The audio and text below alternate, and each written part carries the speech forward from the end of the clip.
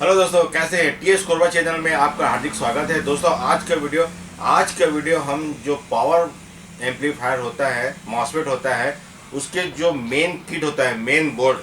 जी हाँ दोस्तों, main board यह शॉर्ट सर्किट हो जाता है, तो इसे हम चेक कैसे करेंगे और इसे हम रिपेयर कैसे कर सकते हैं, इस पर यह वीडियो है। तो दोस्तों आइए वीडियो में आगे बढ़ते हैं कि यह जो पावर एम्पलीफायर का मॉसफेट का जो पावर किट होता है, जो मेन जोन होता है, ठीक है दोस्तों, जो मेन किट होता है, इसकी रिपेयरिंग हम कैसे करते हैं, क्या फॉल्ट हो सकता है, क्या क्या चेक करने हैं, कैसे चेक करते हैं, इसको इस वीडियो में देखेंगे। तो दोस्तों वीडियो में आगे बढ़ते हैं, और आगे बढ़ने से पहले निवेदन है, अगर आपने मेरा चैनल सब्सक्राइब नहीं किया है तो मेरे चैनल को सब्सक्राइब कर दीजिए। और दोस्तों आगे बढ़ते हैं वीडियो में कि हम इसे कैसे चेक करेंगे, क्या चेक करेंगे, कैसे बनाएंगे, ये देखते हैं। दोस्तों यह पावर एम्पलीफायर मॉसफेट 3200 वाट का मॉसफेट का पावर किट है। ये इसमें 1 2 3 4 5 6 6 7 8 9 10 बीच में डायोड, बीच में यह डायोड लगा हुआ है। तो इधर 1 2 3 4 5 इधर और 5 इधर, 10 मॉसफेट इधर लगे हैं और 10 पावर मॉसफेट इधर लगे हुए हैं। बीच में यह डायोड है और यह 1947 छोटे वाले ये ट्रांजिस्टर हैं, ये ड्राइवर ट्रांजिस्टर हैं, इधर 2 और इधर 2 ऐसे लगे हुए हैं। ठीक है दोस्तों, तो यह शॉर्ट है। मॉसफेट हम जब चालू करते हैं तो सीरीज रैम्प पूरा जल जाता है, और इस मॉसफेट का कनेक्शन निकालते हैं तो हमारा पावर एम्प चालू हो जाता है। यानी कि हम जिस भी पावर किट का पावर अलग कर देंगे और हमारा मॉसफेट चालू हो जाता है, तो यह समझिए कि वह मॉसफेट शॉर्ट है, उसको निकाल दीजिए। जी हाँ दोस्तों, यह पावर किट मुझे मेरे पास बनने के लिए आया हुआ है, तो इसे हम देखते हैं कि इसमें शॉर्ट सर्किट क्या है और इसे हम कैसे रिपेयर करेंगे। तो दोस्तों हमारे पास सबसे पहला समस्या, सबसे पहला थिंग ये आता है कि हम इसे कैसे चेक करेंगे, क्या चेक करेंगे। तो दोस्तों इसमें जो भी कंपोनेंट्स लगे हैं वह सभी इम्पोर्टेंट हैं। कोई सा भी इसमें का सामान खराब हो सकता है, हमें सभी चीज़ को चेक करने हैं। लेकिन दोस्तों सबसे पहले हम किट को ऐसे पकड़ेंगे और किट को पकड़ करके ऐसे हम एकदम बारीकी से ऐसे देखेंगे, तो कई बार, जी हाँ दोस्तों, कई बार हमें सिर्फ देखने से ही पता चल जाता है कि इसमें क्या चीज़ खराब है। जी हाँ दोस्तों, बारीक नज़र से अगर आप सभी कंपोनेंट्स को देखेंगे तो कोई या तो टूटा हुआ दिखेगा या कोई जला हुआ दिखेगा। जी हाँ दोस्तों, जो जला हुआ दिख रहा है वहाँ पर हमें चेक कर लेना है कि वह ओपन हो गया है, कट गया है, निकल गया है, उसके आसपास एरिया क्या बता रहे हैं, उसके अनुसार हम इसमें का जो प्रॉब्लम है उसे हम फाइंड आउट कर सकते हैं। ये बड़ा सा कॉपर, इसे क्या होना है, इसे क्या होना है, जो छोटे छोटे रेजिस्टेंस लगे हुए हैं यह बाद में ख़राब होते हैं। लोड सबसे पहले जिसमें रहता है और उड़ने वाला आइटम रहता है वह पहले ख़राब होता है। जी हाँ दोस्तों, यह जो रेजिस्टेंस है फ्यूजेबल रेजिस्टेंस है। लोड आएगा, अगर शॉर्ट सर्किट होने की संभावना रहेगी तो यह अलग हो जाएगा, फ्यूज उड़ जाएगा, यानी कि यह रेजिस्टेंस भी ख़राब हो सकता है। इसमें कॉमन सबसे पहले जो चीज़ है ख़राब होने वाला, वह है लोड से जलने का। जी हाँ दोस्तों, लोड पड़ेगा और जलेगा। तो पहले आप देख लीजिए कि लोड पड़ के जलने वाला आइटम कहाँ पर हमें दिख रहे हैं। तो दोस्तों यह पूरा का पूरा फ्रेश है, पूरा किट को आप देखेंगे तो कहीं पर भी हमें जलने का निशान नहीं दिख रहा है।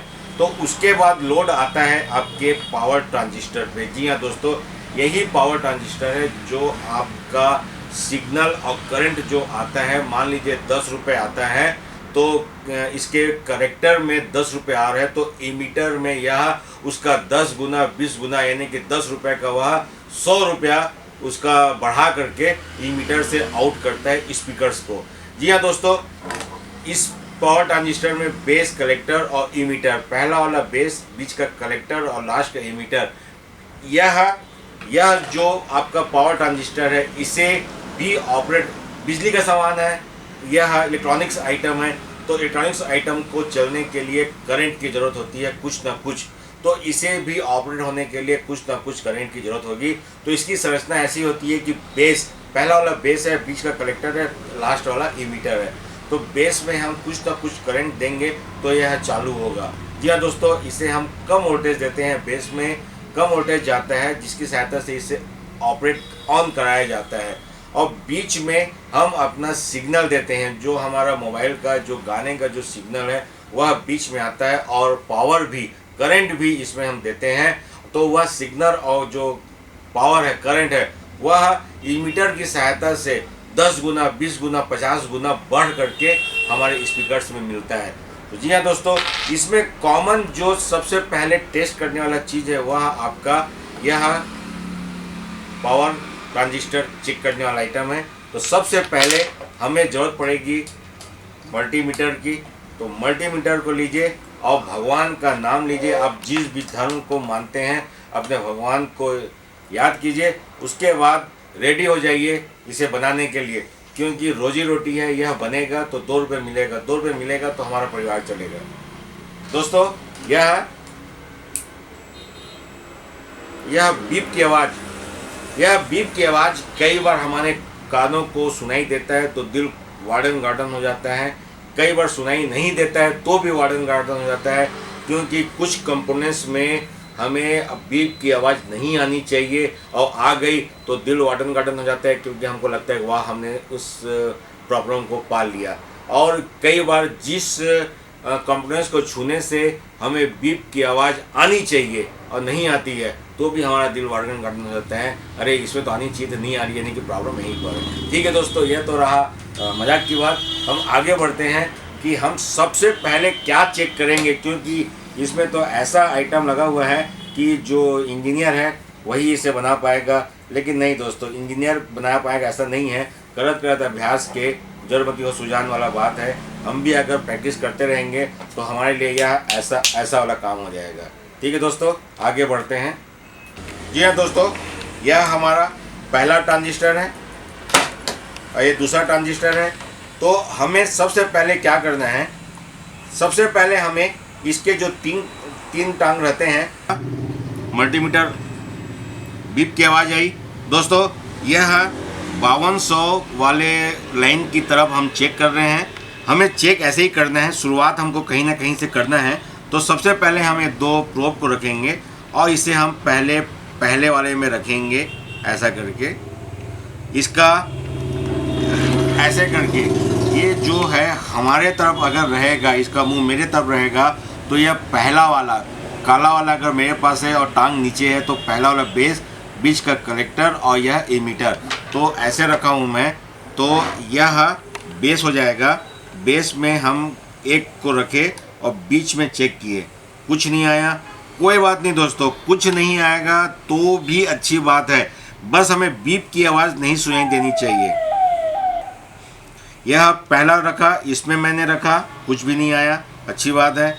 दूसरा रखा तो यह बीप की आवाज़ आ रही है, लेकिन साथ में ध्यान देने की बात है कि 10 की रीडिंग आ रही है, ध्यान देंगे 10 की रीडिंग आ रही है, तो यह शॉर्ट नहीं है, 10 का कुछ ना कुछ बेस और एमीटर में लोड रेजिस्टेंस दिखा रहा है। ठीक है दोस्तों, लेकिन वैल्यू हमें नहीं मिली, इसका मतलब है कि यह ख़राब हो सकता है। नहीं दोस्तों, 5200 को चेक करने के लिए, पावर ट्रांजिस्टर 5200 को चेक करने के लिए लाल वाला जो प्रोब है वह बेस में होना चाहिए, और उसके बाद काले वाले को कलेक्टर और एमीटर में चेक करते हैं।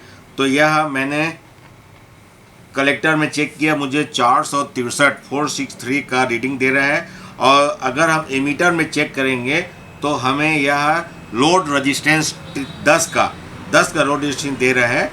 तो यह एक इस बोर्ड का लोड रेजिस्टेंस, यह मतलब लिखा हुआ है, यह है कि हमें यहाँ पर 10 का लोड रेजिस्टेंस मिलता है इस डिजाइनिंग के अनुसार। कोई ज़रूरी नहीं है कि यहाँ पर आपको 10 का या 11 का या 12 का लोड रेजिस्टेंस मिलेगा, कुछ भी नहीं मिल सकता है या कुछ भी मिल सकता है, लेकिन इसकी डिजाइनिंग जो है, इस बोर्ड की डिजाइनिंग, इसमें हमें यह लोड रेजिस्टेंस 10 का मिलना चाहिए। ठीक है, तो उसी प्रकार हम आगे बढ़ते हैं।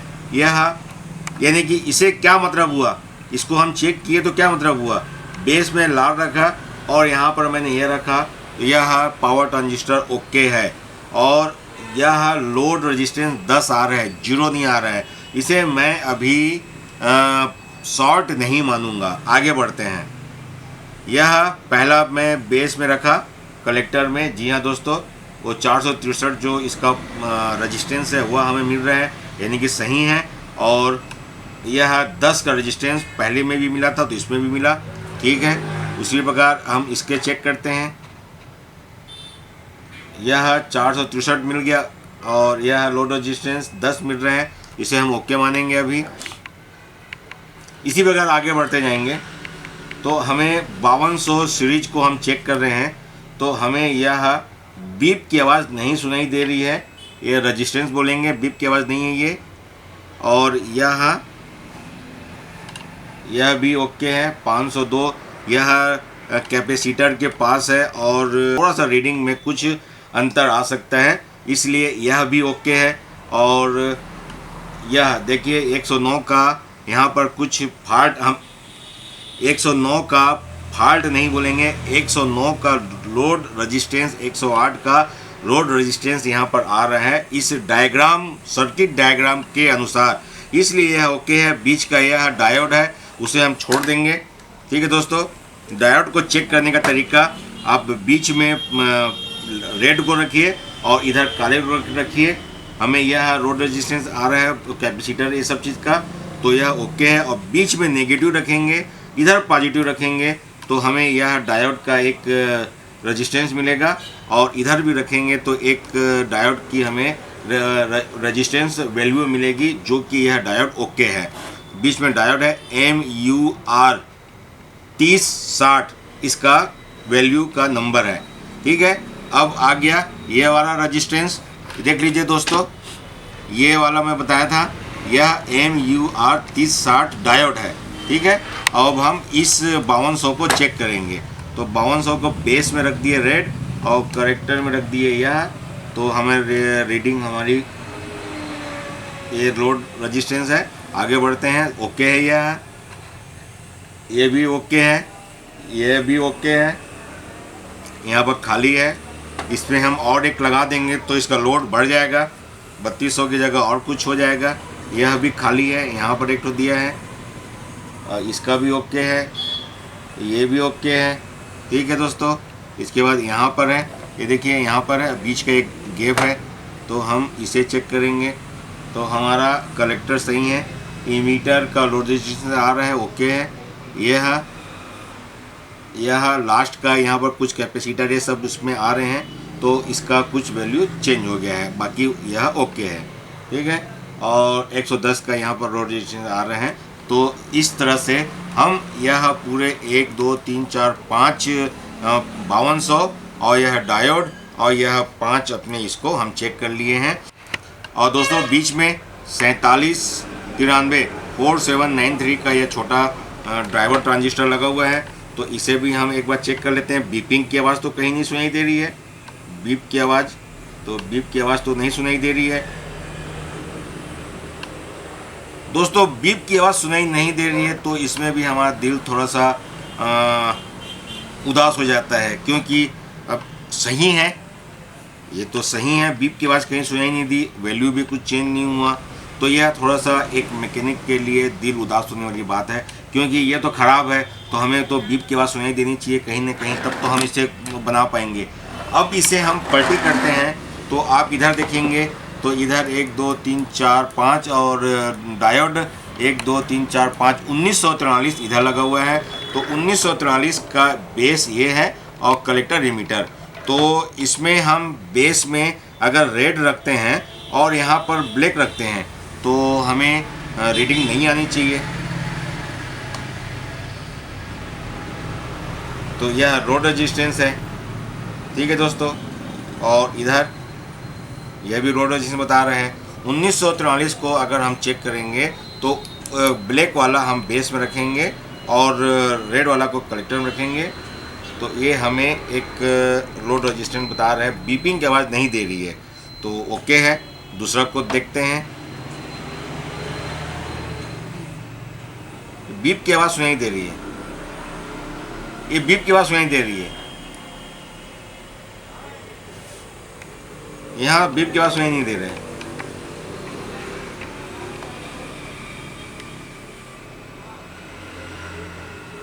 3 का रेजिस्टेंस है। ठीक है, बीप की आवाज़ सुनाई दे रहा है, ये बीप की आवाज़ सुनाई दे रही है, बीप की आवाज़ सुनाई दे रहा है। इसके बाद बीच में गैप है, यह ट्रांजिस्टर है, बीप की आवाज़ सुनाई दे रही है, बीप की आवाज़ सुनाई दे रही है। अब जब बीप की आवाज़ सुनाई दे रही है तो इसका कोई मतलब नहीं है रेड और ब्लैक किधर है, क्योंकि शॉर्ट है ये। तो हम किसी भी तरफ किसी को रखेंगे तो भी शॉर्ट दिखाएगा हमें।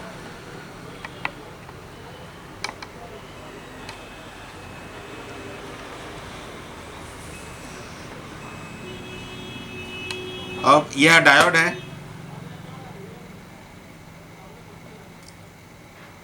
डायोड ओके है। इधर 4793 का ड्राइवर ट्रांजिस्टर लगा है, तो इधर आपका 1943 के लिए नेगेटिव वाला लगेगा। इधर आपका 1837 यह नेगेटिव के लिए है, 1837 और पॉजिटिव यानी कि आपका 5200 के लिए आपका 4793। तो हम इसे भी चेक कर लेते हैं। हमें इसमें बीप की आवाज़ नहीं सुनाई दे रही है। उसी प्रकार हम आगे बढ़ते हैं। हमारा यह वाला 1 2 3 4 5,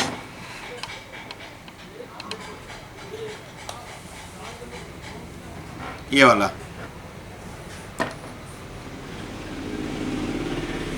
हमें एक रीडिंग मिल रहा है और रोड रेजिस्टेंस आ रहा है। एक रीडिंग मिल रही है हमें, एक रोड रेजिस्टेंस आ रहा है। देखिए 10 का रोड रेजिस्टेंस है।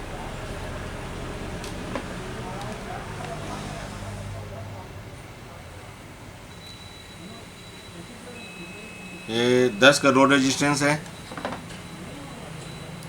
और दो यहाँ पर लगे हुए हैं।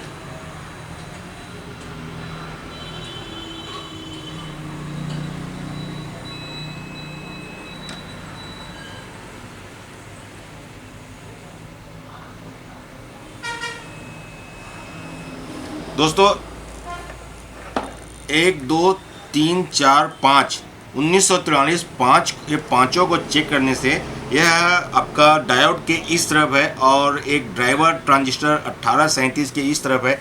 यह पांचों में हमें एक रीडिंग मिल रही है और बीपिंग की आवाज़ नहीं सुनाई दे रही है। लेकिन हम यह डायोड और ड्राइवर ट्रांजिस्टर डायोड के इस तरफ अगर हम देखते हैं तो हमें यह पहले वाले में कुछ रीडिंग मिल रहा है, लेकिन 1 2 3 4 यह चारों में हमें बीपिंग की आवाज़ सुनाई दे रही है। यानी कि संदेह के घेरे में 1 2 3 4 यह चारों है और हम संदेह के घेरे में इसे भी ले सकते हैं। इसे लास्ट में चेक करेंगे, पहले हमको इन चारों को चेक करना चाहिए।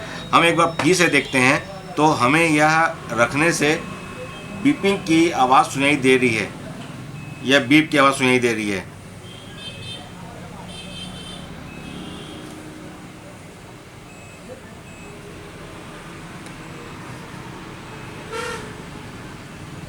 इसमें लोड आ रहा है, शॉर्ट नहीं है, लोड कुछ ना कुछ दिखा रहा है। तो या तो ओपन होके हो सकता है या फिर कुछ दूसरा। हमें इस पॉइंट पे लेकिन इसे बाद में चेक करेंगे। हम जो संदेह के घेरे में हैं 1 2 3 4 यह है, और हो सकता है कि यह जो 4 ट्रांजिस्टर और लगे हैं यह भी हो, इसके कारण भी हमें यह शॉर्ट बताएगा। लेकिन हमको सबसे पहले इसे चेक करना है। और दोस्तों इसे चेक करने के लिए हम बोर्ड में चेक नहीं कर सकते, क्योंकि हम जब चेक कर रहे हैं बोर्ड में लगे ये लगा हुआ है तो चेक कर रहे हैं तो हमें चारों के चारों संदेह मतलब चारों के चारों शॉर्ट दिखा रहा है। लेकिन ऐसा बिल्कुल भी नहीं है कि यह चारों शॉर्ट हो सकता है। चारों शॉर्ट हो भी सकता है और चारों शॉर्ट नहीं भी हो सकता है, क्योंकि इसके जो आपका इमीटर का लाइन, यह इमीटर का यह जो इमीटर है, यह देखिए एक इमीटर, यह दूसरा, तीसरा और ये चौथा। जी हाँ दोस्तों, चौथा चारों इमीटर में ये हो गया पहला इमीटर में यह लगा हुआ है, दूसरा इमीटर में यह लगा हुआ है, तीसरा इमीटर में यह लगा हुआ है, चौथा में ये लगा हुआ है, और चारों के चारों जाके एक ही लाइन में छुआए हैं। यानी कि मेरा कहने का मतलब यह है कि इमीटर का चारों पॉइंट 1 2 3 4 यह चारों रजिस्टेंस पैरेलल में लगा हुआ है। इसलिए एक भी खराब होगा तो चारों को खराब बताएगा। तो इसे चेक करने के लिए या तो हमें बाहर निकालना है चारों को, फिर चेक करना है, या फिर इस रजिस्टेंस का एक पॉइंट हम बाहर निकाल देते हैं जिससे कि वह सर्किट में से अलग हो जाएगा।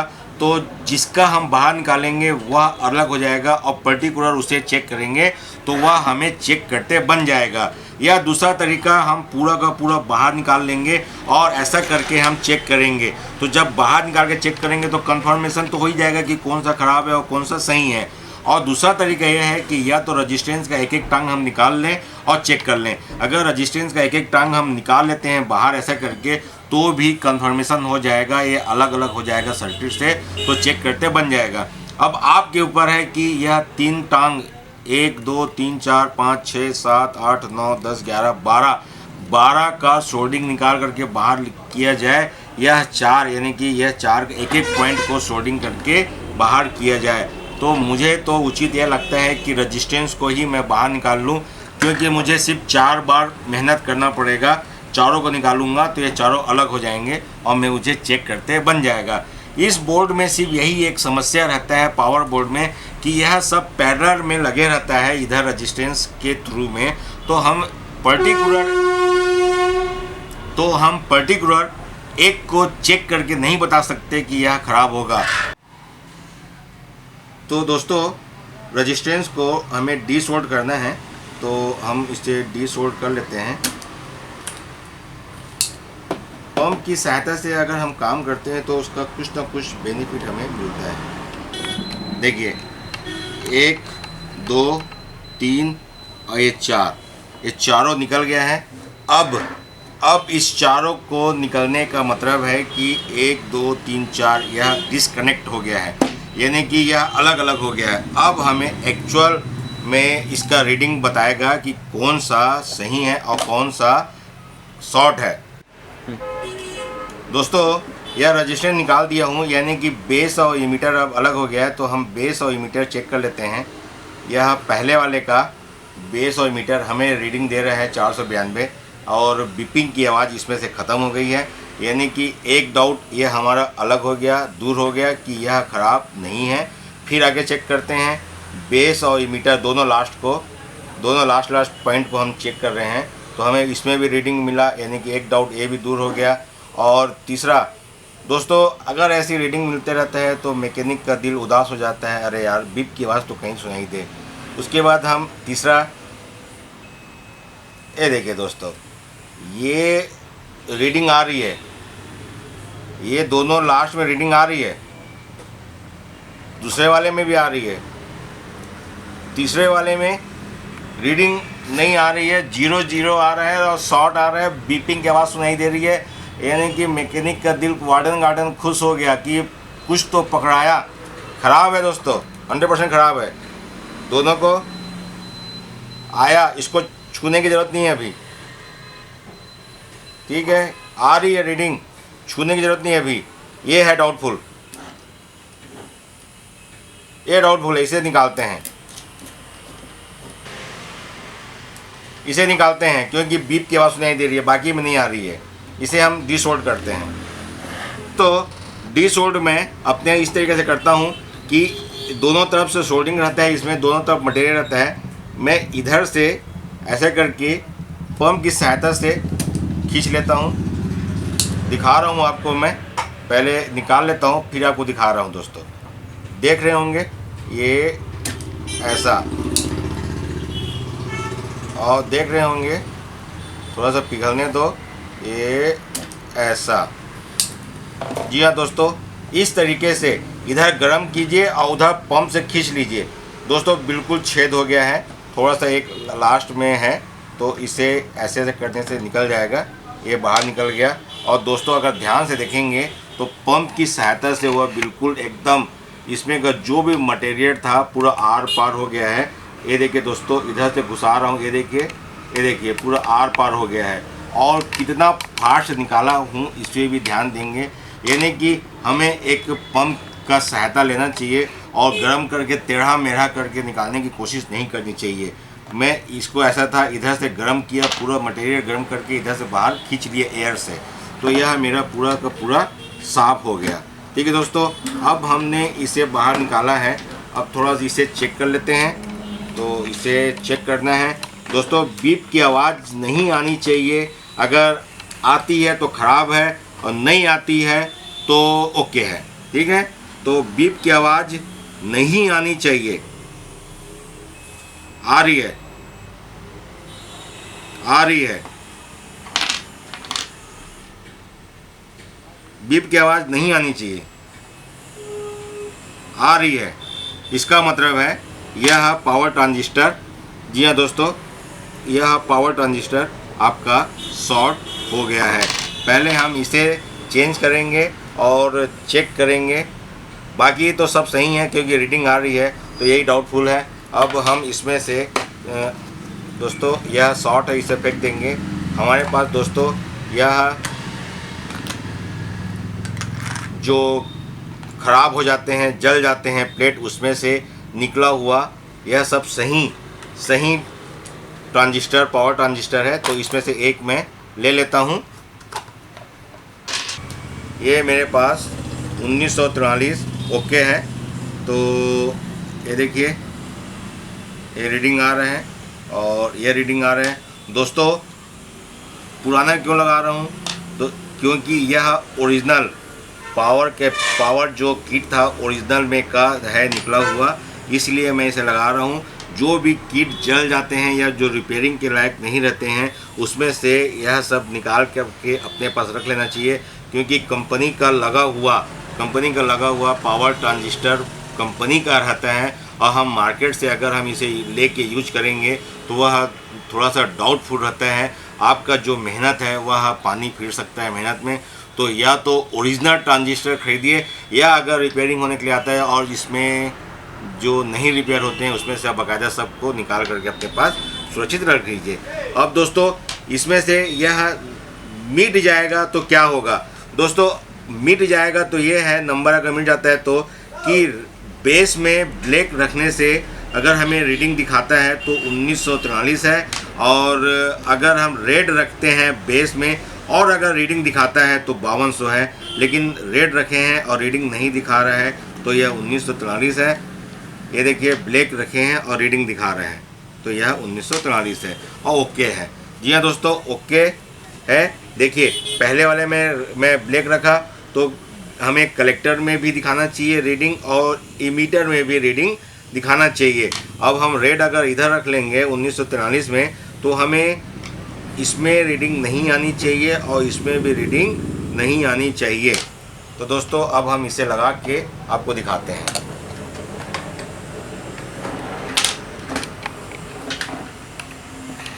जी हाँ दोस्तों, यह पावर ट्रांजिस्टर मैंने चेंज कर दिया है।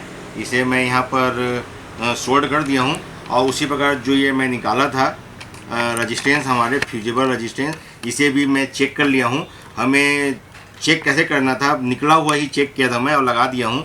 मैं आपको बता देता हूँ। जी हाँ दोस्तों, निकालने के बाद इसे आप चेक कर लीजिए कि यह बीप की आवाज़ सुनाई देना चाहिए इसमें।